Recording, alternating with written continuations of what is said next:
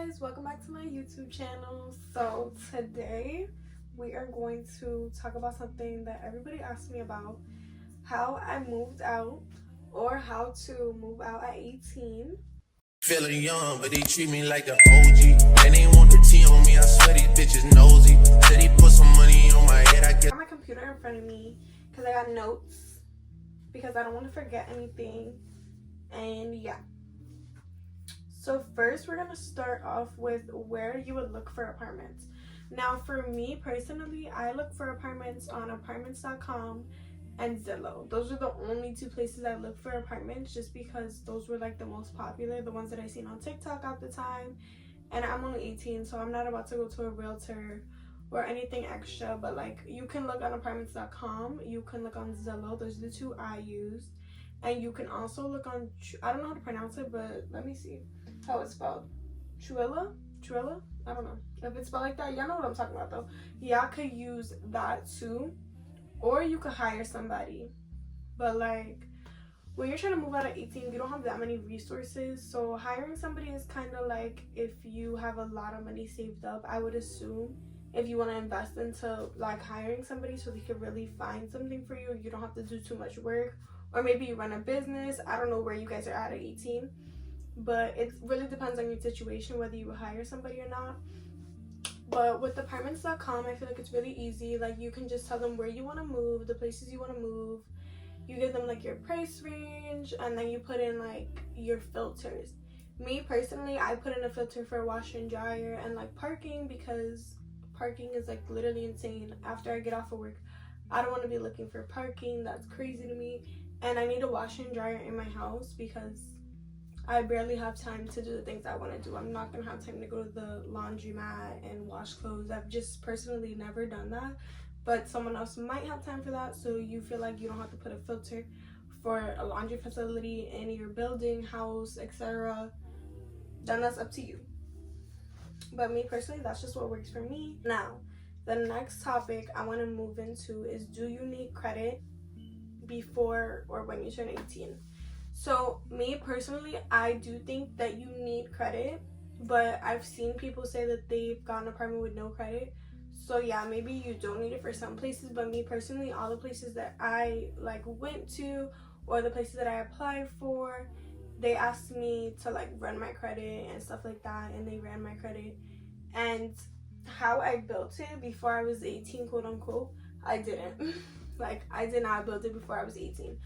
When I turned 18, I probably moved out 4 months after I turned 18. So as soon as I turned 18, probably like a day before my birthday, I got a credit card. I'm saying the day before. The day after my birthday, I got a credit card. And I was building my credit for those 4 months. And even with me building my credit for 4 months and it being in like the 6 and 7, I think it was like 6 something when I first moved into my apartment. Even with me doing all that, like, people were still iffy. Like, they were like, oh, you don't have a lot of credit history, X, Y, and Z. And I'm just like, okay. Like, I didn't know credit was such a big deal. Like, if I have the money, what does credit have to do with this? But apparently it was a big deal when I was looking for a place. So just have the credit to just be sure. Some credit cards that I started with was, well, the very first credit card that I ever had was the Capital One credit card. Honestly, I don't think it was too good of a credit card. I mean, I started with it and it did give me some type of score, but like, I didn't get any cash back. I didn't get nothing from this credit card. Like, this credit card is just to build credit, I feel like, in the beginning. But then the second credit card I got was Bank of America. You don't have to get Bank of America, but I think you should get a card that you already have a bank with, if you understand what I'm saying. Like, let's say you already have a Chase savings account. Like, whatever account you're using right now, like when you're 17, 16, whatever the case may be, if you already have like a bank account with them that you're already established, I feel like you're more likely to get a credit card for them. Because when I wanted to get my second credit card, I applied to Bank of America and I got accepted like this, like in probably 2.5 seconds. And they gave me a really high credit limit, like higher than I ever had. So yeah, get a credit card with people you already have like a savings account with. And like, currently, I think I have 3 credit cards now. I have a Capital One, a Bank of America, and literally probably just like a week ago, I got a Discover card, and Discover gave me a really high amount. They gave me more than my Bank of America, and I thought my Bank of America was like all I would ever get, like credit limit wise. Savings. Now this is like something everybody struggles with. I know I'm not gonna say I never struggled with saving, but like I was just always on top of it. Like I feel like when you're gonna move out, you need to have that set in stone. Like don't just say you're gonna move out and you're not saving any money. Like if you're gonna say you're gonna move out, then you need to save money and you need to like budget accordingly. The budget that I've never used a like specific budget, because I just always knew that I was gonna move out, so I knew not to spend that much money. Like I had self-control.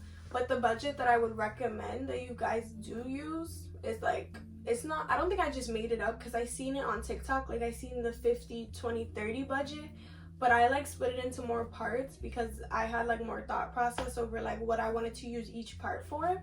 So the budget that I use, I'm just gonna like tell you guys how it goes. So basically it's a 50 30 15 and 5 budget. It's confusing right now the way like I'm saying it, but I'm gonna explain it to you. So let's say you make like 800 a week. 50% of that 800, which is gonna be 400, is gonna go into needs, like bills. Like if you have a credit card bill, if you have a car bill, things like that that you just need to pay off, like it's a necessity, you need to do that. Groceries, like my phone bill, like stuff that are a necessity, that's what that $400 is gonna go into if you get like 800 a week or X, Y, and Z. Now the 30% is gonna be what you can spend every week up until you get paid again. So personally, how I would say you should do it, like the 50% should go into a bank account and the 30% it should be what you have in cash. So once you run out of cash, you're like, yeah, no, I'm sorry, I can't go out to eat today. Like, oh no, I'm not gonna go to the beach today. I literally have no money to my name.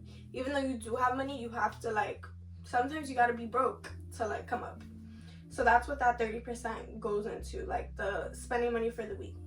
Now 15% is gonna go into savings. So on top of that 400, the 15% is gonna go into either that bank account or a separate bank account where you could keep everything separate. I personally would say keep everything separate unless you're gonna keep track of how much money you're putting into the 15, the 50, and X, Y, and Z. Unless you're gonna keep track of it on a notepad, a spreadsheet, whatever the case may be, I would say to put it into separate accounts so you don't get confused. And then there's gonna be 5% left over after that. So the 5% is gonna be investments. So what you would do is 5% of your 800, you know, is gonna also go into either the bank account that you already have the other money in or a separate account. Or you could take it out into cash and put it separately where you know you're not gonna touch it at all. I don't know how like strict you guys are with yourselves, but I'm super strict with myself, so I can keep everything in one account. But some people personally, if the money is in their account, they're gonna touch it. So if you know you're like that, take that 5% out, put it into cash separately away where you cannot touch it, get it safe, whatever you gotta do, don't touch it. But that 5% is gonna be investments. So how I would say like investments, quote unquote, is things that can bring you money. Like me personally, I have 5% investments because I want to start my own business and a couple of different things. So when I get to the like amount that I should have or I feel like I need to start those businesses, that's where that 5% every week that I'm putting away is gonna come into play. So like that's what I would say the 5% is going into. So 50 would be needs, 30 is gonna be wants, like spending money for the week, 15 is gonna be savings, and 5% is gonna be investments. And that's how I would say would be like the perfect way to like really get to your apartment, honestly. Now personally, me, I probably had a year plus months of rent in my bank account when I moved out. Sometimes when you're moving out and you're like applying to these apartments, these people are gonna ask to see your bank statements. And it's like, honestly, it's normal. Like as long as they're not asking for like a social security, like anything that's like scammy, like you know when it don't feel right. When you're asking me for money, like no. But like some people are gonna ask to see your bank statements. So it would be good, like I think it would be great to at least have 6 months worth of rent in your account. And on top of that 6 months worth of rent in your account, you should also have like maybe $2,000 extra after the 6 months worth of rent for needs when you're first getting into your apartment. Because me personally, when I did get my apartment, I didn't think I was gonna get my apartment. Like, it was kind of sprung up on me. Like, I had applied for the apartment, I went seeing the apartment, I told them I wanted the apartment, and I literally signed the lease probably that same week, and I didn't even think it was gonna go that way, but it did. So you should have at least 2K to the side, because that 2K to the side, when you first get into your apartment, you're gonna need to buy groceries, you're gonna need to buy towels, you're gonna need to buy a shower like curtain so you can take a shower without making a mess on the floor. Maybe you're gonna need to buy a toothbrush if you're not bringing one with you, toothpaste, paper towels, like toilet tissue. You're gonna need a blanket to sleep with if you're moving in the winter. You're gonna need an air mattress. Like, this is a whole bunch of stuff that you don't think about until you're in the apartment. You're like, damn, I don't have nothing. Like, nothing, at least unless you're bringing stuff with you. I didn't bring anything with me from my parents' house. I came into like a completely empty apartment with nothing but clothes. I didn't bring any furniture or anything like that. So me personally, I needed to go buy that stuff. I'd say you should start buying things little by little before you move in. Me personally, I had a storage space, and I would buy stuff and I would put stuff in my storage space, and then like once I was ready to move out, I already had a majority of things in the storage space. I just got to the storage space, brought everything out, and brought it to the apartment. It's way easier than buying everything at once, because at once it's like the $2,000, but over time it's like $5 here, $20 there, $30 here, $5 here. You know, it's really not as much. I mean, you're still buying the same amount either way, but like, you're gonna realize that it's easier when you're buying it over time. It's not cheaper, but it's just easier. I feel like nobody really told me about, you need to like have good established relationships with the people you're working with or where you work. If you're at a job where like nobody likes you and you don't like anybody, it's probably not going to be so good when you move out, because some people do like to call your job or call your quote-unquote references and ask about you. I know it sounds like it's not gonna happen, because like you put it on a work application and you feel like they don't call you. In this real world, when you're looking for apartments and stuff, they will call your like jobs and ask you how you are. My landlord, he called my job and he asked my job how I was. He literally asked their opinion on me, sorry. He asked their opinion on me, and my job loved me. Both of my jobs loved me. So they told him I was like so responsible and amazing worker, X, Y, and Z. But like, imagine they didn't like me. They would have been like, oh, she's a terrible worker. She's never on time. She never like handles anything you're telling her. So like, they're not gonna think you're responsible enough to pay bills if you're not even responsible enough to show up on work on time. So have like good relationships established, because it doesn't seem like a big deal in the beginning. But once some people are like telling them bad things about you, it's a big deal, because they're probably gonna tell you no just based off the fact that somebody doesn't like you or you don't work well with somebody. Let's talk about, do not let these people scam you. Don't let them scam you. I'm trying to tell you guys. So I'm just gonna give you some examples of what is not gonna happen when you're getting an apartment, because that makes absolutely no sense and they're trying to scam you. If somebody tells you that you have to pay to view the apartment, literally just don't answer, because you don't have to pay to view an apartment. In no world, not in this world, the next world, not on Mars, not on Saturn, like nowhere, you don't have to pay to view an apartment. That makes no sense. If somebody is telling you they need a payment in order for you to view an apartment, run 70, 100 miles to the left and don't ever return, because that's a scam. That's one. Another thing is applications. You do have to pay for applications. Some people don't have application fees, but 9 times out of 10 they do, and it really makes no sense to me, for the simple fact that like they can still decline you and you just paid that application fee like for nothing basically.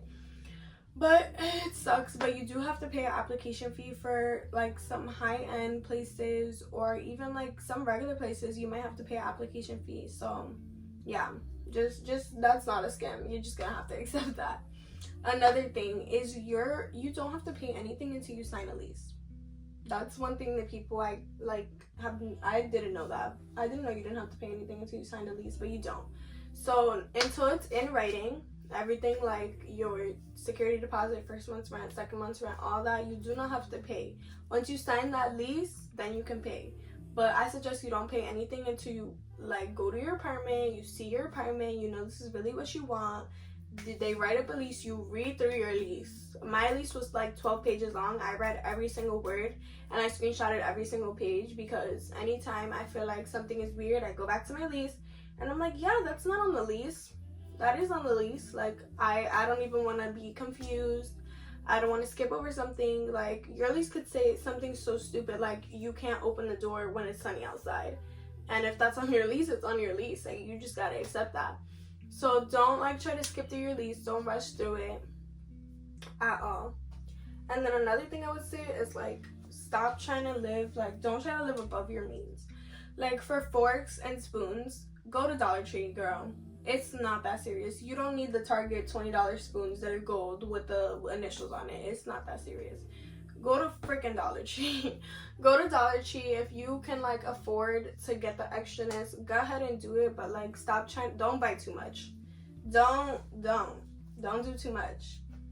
Everybody wants to move out on their own when they're 18. Yes, I understand. You want your own place. You want your own space. You want to say that you did it. You want to prove somebody wrong. Sometimes you cannot do that. Like, as an 18-year-old, you're not going to be making $100,000 a year, affording a $5,000 rent. Like, you know what I mean? You're not going to afford it. Sometimes you just need to sit back and be like, listen, I have this friend, and this friend that want to move out. We all make this, and this, and we can afford this. We just need to do it together. I know I want my own space, but right now I can't afford it. So I need to relax. Like, sometimes you just need to step back and be like, listen, I know I can't afford it. There's no, like, you got an apartment, regardless whether you're roommating with someone or you're not. Like, you have an apartment. Like, a win is a win. Just accept a win is a win. Don't live above your means. Like, if your rent is $900 and you know you make $1,200 a month, that's just not gonna work, boo. You shouldn't have that $300 to live off for the rest of the month. Like, that's probably just groceries by itself. You're not gonna be able to live off that. You have a car bill, you have an insurance bill, you have this bill. You should already, before you even move out, be adding up all your expenses every month and figure out what type of expenses you usually do, you know, the bills you're gonna be paying, and add that on with rent. If you need a roommate, you just need a roommate. Like, it's not that serious. Just get a roommate. Don't stress yourself out trying to pay bills, because 3 months in you're gonna be evicted and then you're not gonna be able to get another apartment. So yeah, I think that I covered everything that I should have covered. But those are my tips on how I moved out at 18, how you can move out at 18. If I missed anything, please just ask me in the comments. I'll make another video, or I'll just answer you separately, because my brain be going. Like, my brain be moving faster than my mouth sometimes, so I don't be getting everything out. Like, I be thinking about it, but then I forget about it and I don't get it out. So if I miss anything, just ask me questions. I promise you I will answer to the best of my ability based on how I moved out. But other than that, thank you guys so much for watching this video.